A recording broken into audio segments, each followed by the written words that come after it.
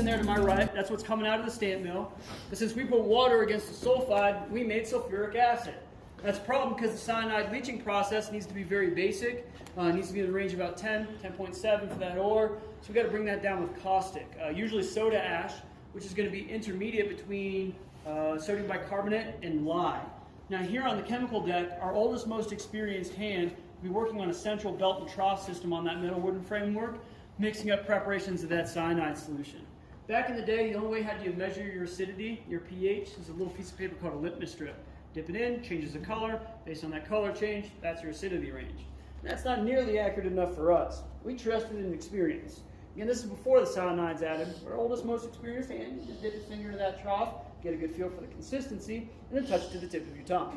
If you get a little tingle on your tongue like licking a 9-volt battery, that'll be the appropriate concentration to add to neutralize the feed bin. And it's really important he doesn't make a mistake. Because if that feed bin's out of spec, if it's too acidic when we add cyanide in later, you'll have a runaway chemical reaction that the volumes we're working with produce literal tons of hydrogen cyanide gas. Wouldn't have just killed everybody in the mill, it would have killed everybody in a 4-mile radius, including the entire town. But in 40 years of operation, the boys running this position never made a mistake. We never accidentally killed all of Idaho Springs with chemical warfare, and that is why you have to deal with OSHA today. Don't worry, it's going to keep getting worse. We're going to head down the steep and narrow staircase. Please take your time and use the handrail to the child labor / Mercury deck.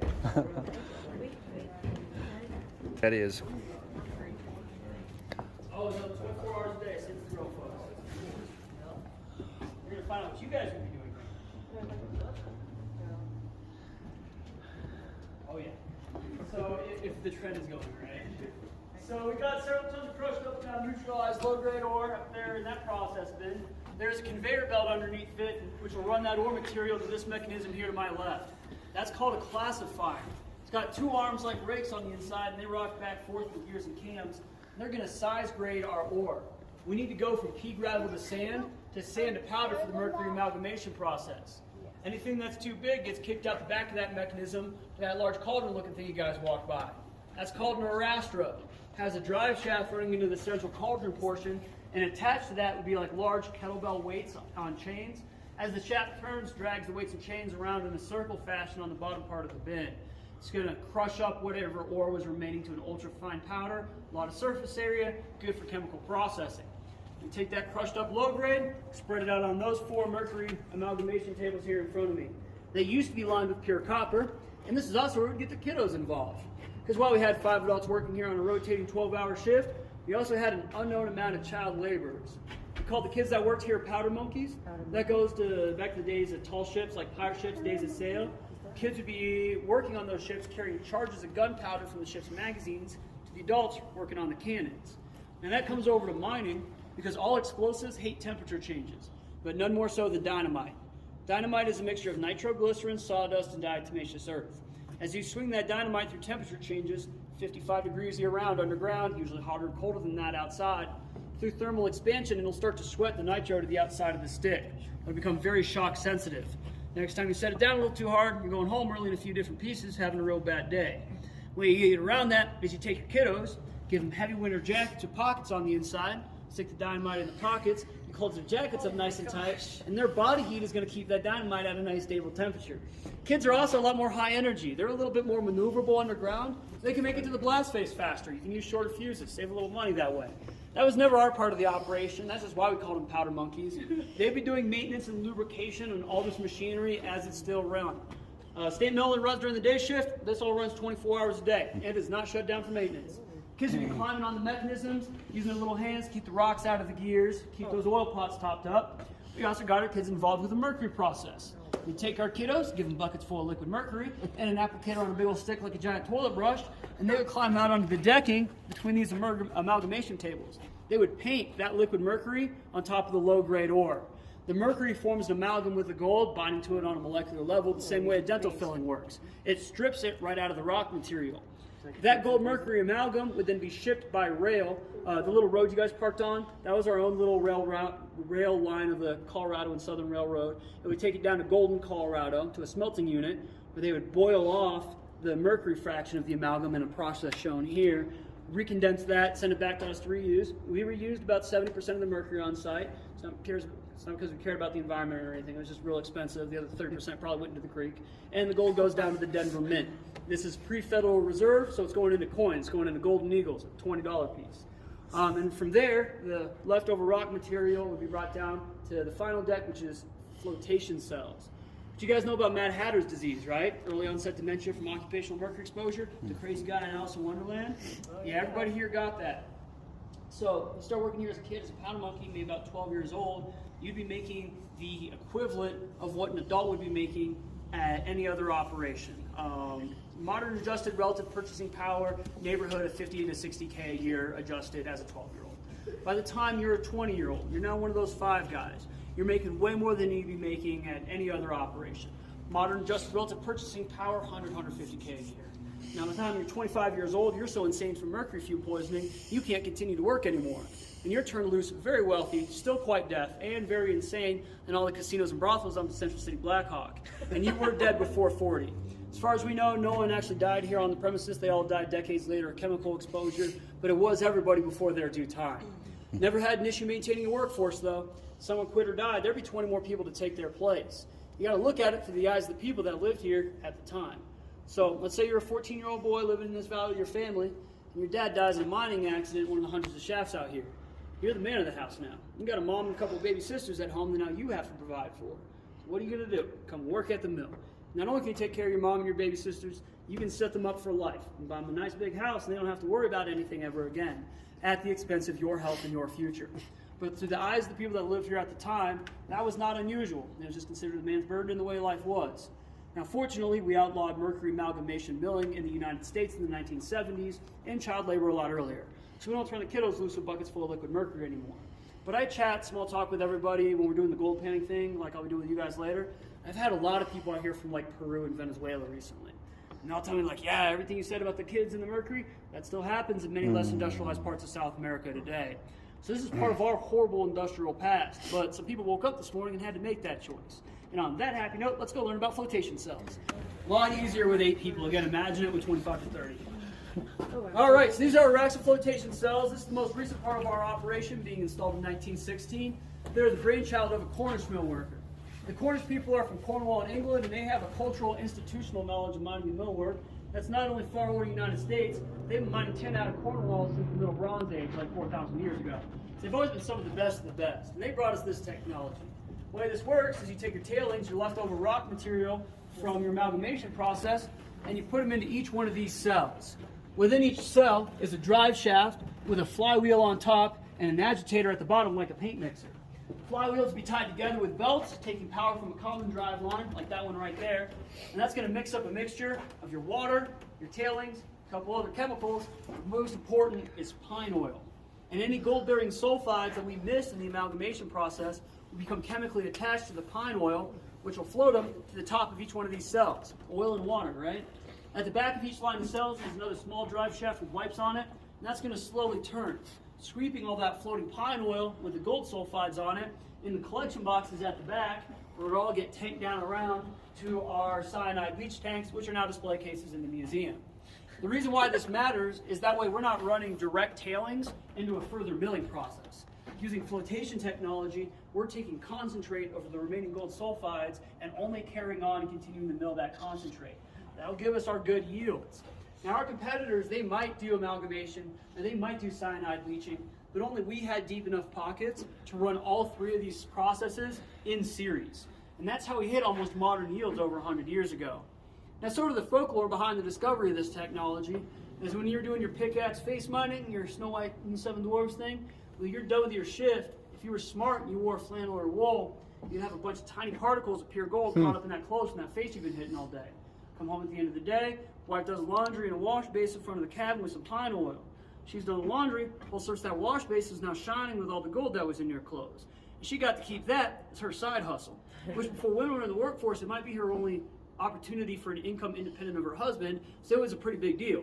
Until the nerds found out about it, invented this technology right here to get our last couple percentage points of recovery and ruin everybody's take on the side, which is kind of how nerds do. So that's going to be in this part of the process. We're going to work our way back down in the museum, take a look at some artifacts there, and then go finally do some gold panning.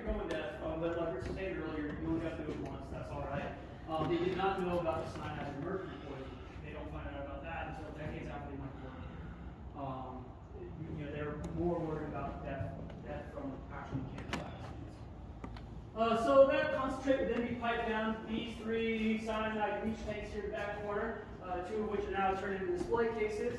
You have an aqueous cyanide solution, cyanide in water, which is sitting in there. You got to forgive me, my OChem's fairly weak. But basically it forms an organic complex with the gold. And orocyanic phosphate, I think, that's water soluble and it can get poured right off that remaining rock material. You hit that gold cyanide complex with a bunch of zinc powder, which the cyanide likes better than gold due to electronegativity. It attaches to the zinc, drops the gold out of suspension, gold goes down to the mint, cyanide waste goes into the creek, tailings go out to that rock pile there next door. Feel free to have a good look around the museum. Most of the artifacts around here are ours. If they're not ours, they're an error-appropriate teaching example. I highly recommend you guys checking out those cyanide tanks. Don't worry, I promise they've been cleaned out. Although they're cleaned out in the 1970s, they don't know how good of a job they did. Don't lick the walls or anything. Full of historical photos, tunnel under operation, mountain construction, first known photographs of Idaho Springs, things like that. How much again was the gold recovered? You said that came through the tunnel. We would hit about 95% if at max. What numbers, figures again from the? We know $100 billion in total over the course of 40 years of operations. And is that at the $20 an ounce prices, or is that? Yeah. I think if you just average it, because so we started milling operations in 1913, haulage a little bit before that, again in 1893. But if you average our 40 years of operation at, like, say, $20.81 an ounce, which is because we're on the gold standard, so the price is pretty fixed throughout those decades, right? About 100 mil. But that's going to be unequally spread out through the seasons, through year to year. But still, that's good. No, very, very big deal. Very big deal. And they got maybe 30 to 50% of it. Oh man. But the way we're talking about mining in the United States back then is still the way they mine today in many parts of Africa and South America. So we're not competitive at the international per ounce gold price because they're still doing things like mercury amalgamation. We got U.S. labor costs, environmental restrictions, things like that. It doesn't matter you got $9 billion worth of gold there if it's going to cost you $13 billion to get it out.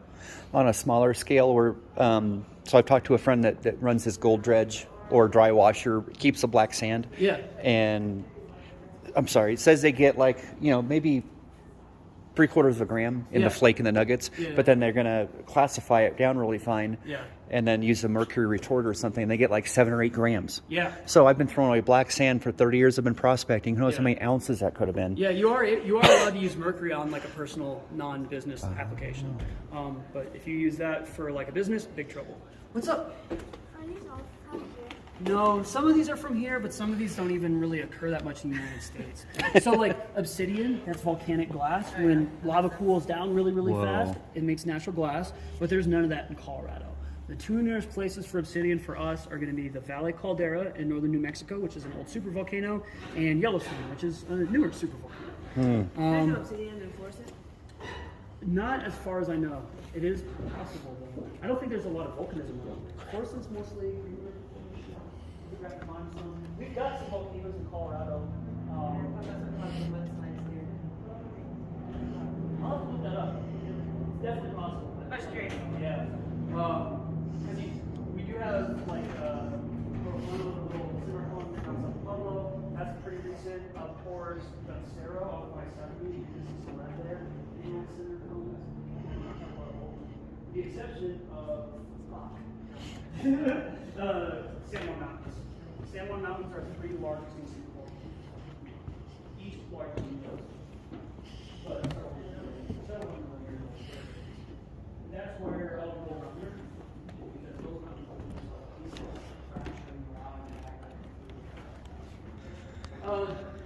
goes like that, that's gypsum, that's holding it back away. So they don't prefer So those don't really occur in Colorado. You're going to find things like that in more like Arizona, Nevada, desert environments where you have dry lake beds that evaporate. They go like that. Are they cool? Is it like that big? Small? Yeah, that's probably the ones you're going to find out here. One like that is but the chalcopyrite here, this is all going to be from our area. That's where you're going to find things like gold in. Molybdenum back there, one of the largest molybdenum mine. It's a metal. It's important in cars and industry. One of the largest ones in the world is about 10 miles that way up the highway by Empire, the Climax Henderson mine. Huh. Have you seen our original paybooks? No. Yeah, I figured you might like these. I know our mine by us in Arizona, they're turning a large open pit mine. They're turning the molybdenum. They have a plant on site to turn it to chemical grade moly. Cool. And now instead of a few dollars an ounce, it's like $50-some an ounce. Oh, I believe it. Original paybooks. This is back when we were still in the Newhouse Tunnel. So like this sheet here, this is going to be December of 1899. So you see everyone's names, their jobs, their presence or absence. A lot of these guys just had Christmas Day off, or Christmas Eve. Top guy, here's the foreman. He doesn't have to clock in or out. He's making $150 a month straight. Next guy down, blacksmith. You got Christmas Eve, Christmas Day off. He's making $325 a day. Now, $325 a day adjusted for inflation in 1899 is about $120 a day, which if you think about that now, that's pretty bad money for someone that experienced. A modern machinist is going to be making, $45, $50 an hour. But back then, $125 a day, you got to think about relative purchasing power. These guys don't have rent, they don't have a mortgage, they're living on a cabin on the mountainside, and a loaf of bread is a nickel. So that $150 a day is going to be, or $120 a day is going to go a lot farther than a month. That pay dirt will be your goal. Adding water acts as a lubricant, shaking side to side, opens up pore space in the sand. Heavy goes to the bottom. We can wash away the light stuff and just keep the heavy, which will be the goal. Now, these ridges are our safety net. We're going to have those ridges faced away from us. We're going to throw one hand straight 180 back from those ridges like that.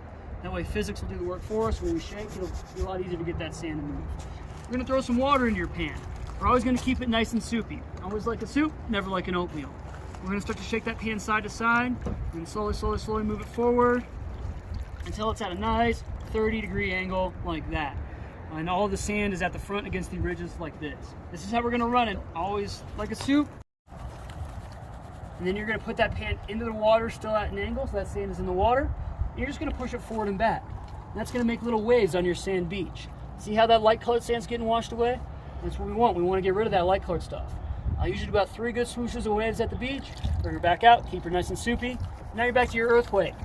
This side-to-side shaking is what secures your gold. As long as you've got a good earthquake, you won't lose any gold. It'll be safe underneath your black sand at the very bottom of your pan. And we're going to work your cycles of waves at the beach, or earthquake, and then waves at the beach until we start to get that black sand a little bit more prominent. And I'm almost down there. All right, so you see that black sand? That's our pay dirt. That's our iron oxide. Our gold is hiding safe underneath of that. Now you guys might have less black sand in your pan than I do. You might have just a little thin strip at the bottom you got to kind of hunt for. I end up with a little bit more every time I do a demo, so it's pretty easy to find mine. Don't worry, you will have gold in your pan. No, because I put it there myself. Usually more than 3 pieces, or usually more than 2 pieces, usually less than 5. 3 is a good average. I've seen as much as 8 lately. That means someone was texting too much when they made your pan, and if I find out, I will tax you. So if you find more than 5 pieces, don't tell me. Once you get down to that black sand, though, you can be a little easier with your waves at the beach. Put that pan in at a really steep angle, and do little baby waves. See how that light-colored sand's getting washed out of the front? That black sand stays safe there behind those ridges? That's what we're going for. Now you can work all the way down to black sand if you want to. But when you got her down to a nice little crescent moon shaped sand beach like this is where you can look for your gold. The way we look for our gold is we're going to keep our pan at an angle, keep some water in there like that, and we're going to just tilt it around. That's going to cause that water to race around digging out that black sand and hopefully bringing out any gold. Oh yeah, there we go. Oh. Bringing out all the gold there that's hiding at the bottom. So you see how all that gold's all sitting at that same spot, at that back edge there? That's because it's all got the same density. That's why we're keeping our pan at an angle the entire time. Keeps all that gold going to a same place that we can control. Now the way we're going to get our gold out of our pan is we're going to tilt that pan, high side it so the gold is out of the water. Open up our little baggie, kind of pinch it open so you can get your finger in there nice and easy. It's a good thing it's nice today. People don't really like the gold pan when it's like 18 degrees out. It's better to do it in the sun. Oh yeah. You can see it a lot better. Absolutely. shade. Yeah, that pan right there, this pan, away from the shade, those will be the best. Now, so you got your bag pinched open, you got your water out, or your gold out of your water. And the thing you want to remember is wet gold, dry finger. So gold's already wet from being in the water, but you'll need a dry finger every time on your shirt, child, significant others, the case may be. And a perfectly dry finger, you're just going to boop that piece of gold for about 3 seconds and throw that water, your finger straight into the water in that bag. So you want to go on the other side of the short one? You're in the same side? Back here. Push your sleeves up. Or take them off. Can I take your jacket off while we do it? As soon as we get back. Even our short sleeves on. Perfect. Okay, ready? And what he said, just a little bit of water. You're going to get over here and sit to the side. Ready? And then your waves are right in front. Yeah, he's going, oh, we gotta get it back here. First, right? Thank you so much. I got you. All right, let's see how we're all doing. There's gold in hers too. Oh, man. Oh, man. Cool. Dry your finger off. Dry your finger off first. Use my hands if you need to. And then we'll do that. Woo! Should we make Kinsey sure? would be Should we so double proud. check? I don't think I got it. Yeah. See how that just stays stuck to it? Starting to find your gold? We did. We found a couple of pieces. We're just double checking we got it all. Did you get some rubies? Whoa. That is pretty. Nice. Purple and cool.